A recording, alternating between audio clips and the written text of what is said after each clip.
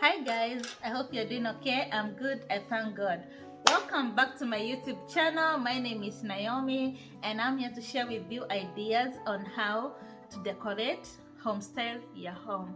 And guys, today I have a different topic. As you can see my topic down here.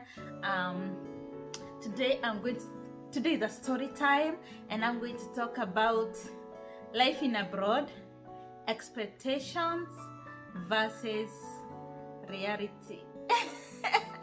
Yes guys, I know everybody who has ever traveled, they have that expectations, and when they get to the destination they start like reality. Okay, so guys,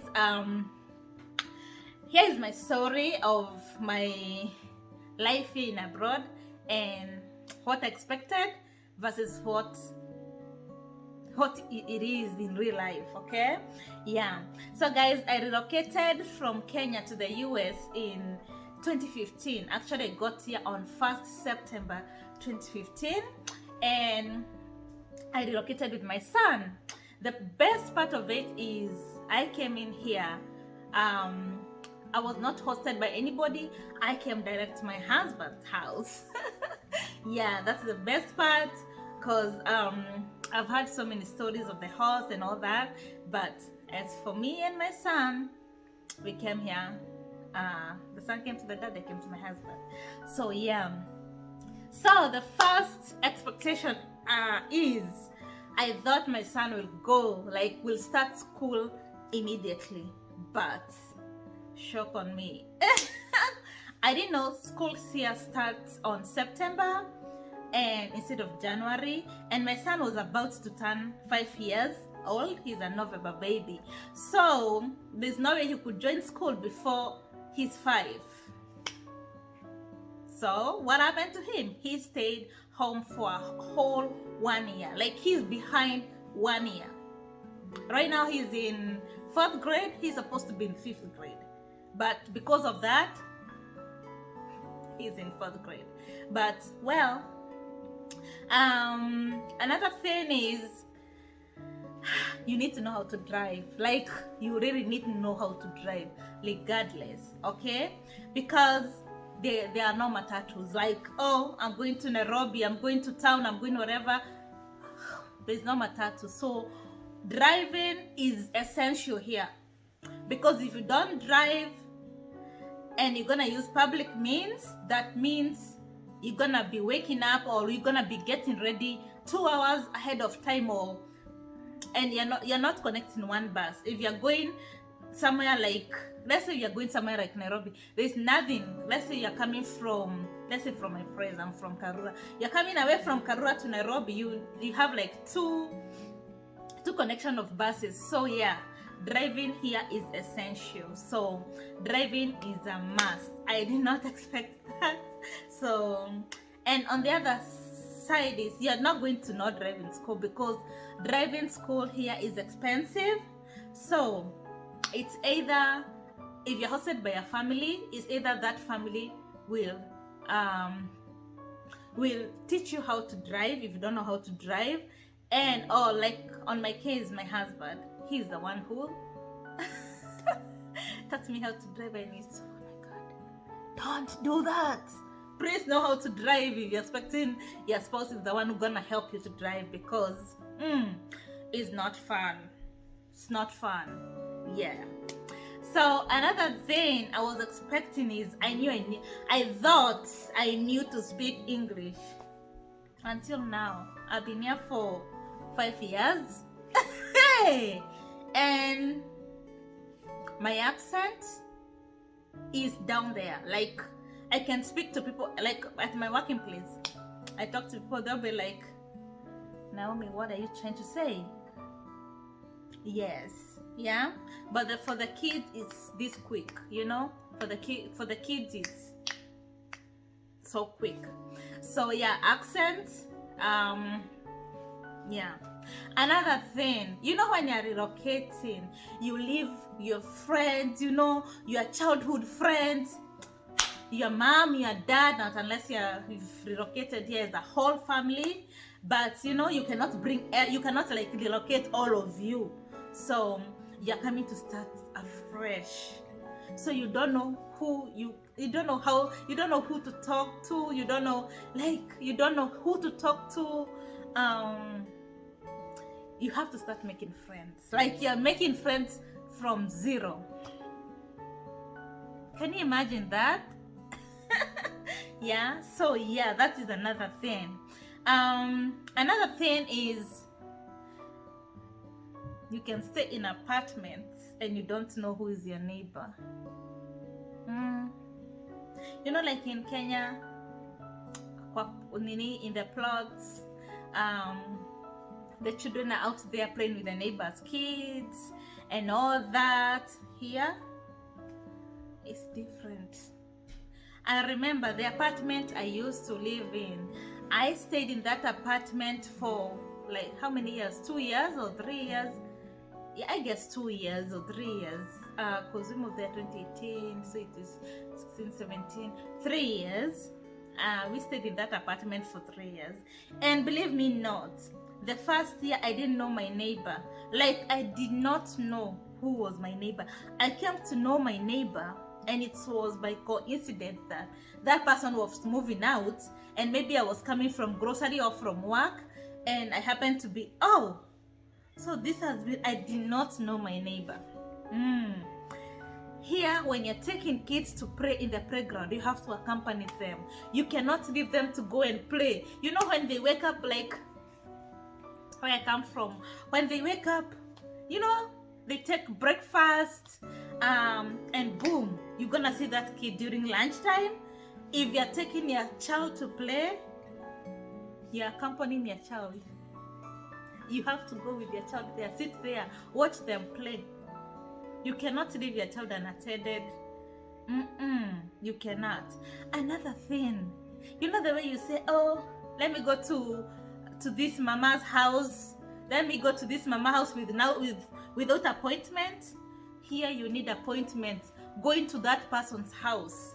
I cannot just wake up and say I'm going to my friend's house without telling them. I have to let them know, on this day, particular day, this time, I'll be coming to your house. And you know, there must be a reason why I'm coming to your house, you know. I won't just be driving by your neighborhood and I'll be like, oh, let me check whether my friend is in the house. My friend. Hey. Let me just laugh because, like, in my village where I come from, you know the way mamas used to pass by and they say, oh, let me check whether Naomi's mom is in the house or is in, and they come there, they stay there, talk here. Oh, I have to let you know, I have to get an appointment to come to you or to go to my friend's house. I cannot just go. Maybe she's not in, you know, maybe she's busy, maybe her schedule, her work schedule and my work schedule are not the same. For example, I work overnight. So, do you want to tell me that if someone will come visit me during the day, I'll be sleeping? Yeah? So it is like that, yeah? I was expecting that, oh, there is money, like, I will wake up in the morning, you know. The assumptions, you know, the mentality with us people. I'll wake up in the morning, I'll find money out there, you know, waiting for me. I can sleep the whole day and wake up, open the door and money is there. You're working for that money. Yeah, you're working for that money. You are working 2-3 jobs for you to cater for your bills, because here everything is paid. There's a lot I was expecting, you know.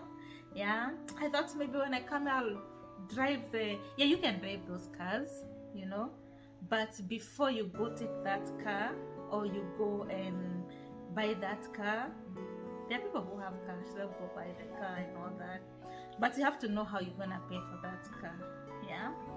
Yeah, so yeah, but anyway, so far so good. I've come to realize that don't expect too much, you know. Yeah, just go there and everything will flow.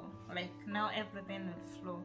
Another daycares, if you have to go to work, your husband is working, daycares are expensive, especially if you have a small baby. If you have a small baby, daycares are so expensive. Like if someone ever tells you that they are not working, they are looking after their kid, it's because they have done their math. They see if they go to work and they stay at home, you know, if they go to work and take the kids in the daycare, it's not working. The balance is not balanced, you know. Yeah. So another thing is food. Yeah, we have international markets where you get those sweet potatoes, those arrowroots, you know, the potatoes and all that, but the taste is nothing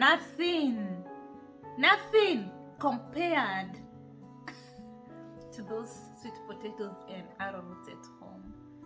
Yeah, there's cornmeal, you know, the unga of ugali, but you cannot compare. Like there's no comparison. So if you see people getting stuff from home bringing here, don't judge them, because they know. We know better. Who we are here tonight, we know.